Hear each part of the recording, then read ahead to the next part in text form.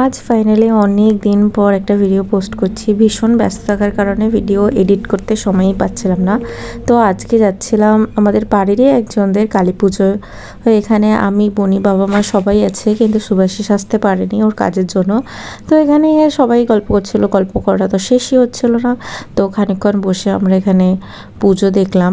আর ওই দিন বনিকে আমার অনেক কিউট লাগছিল।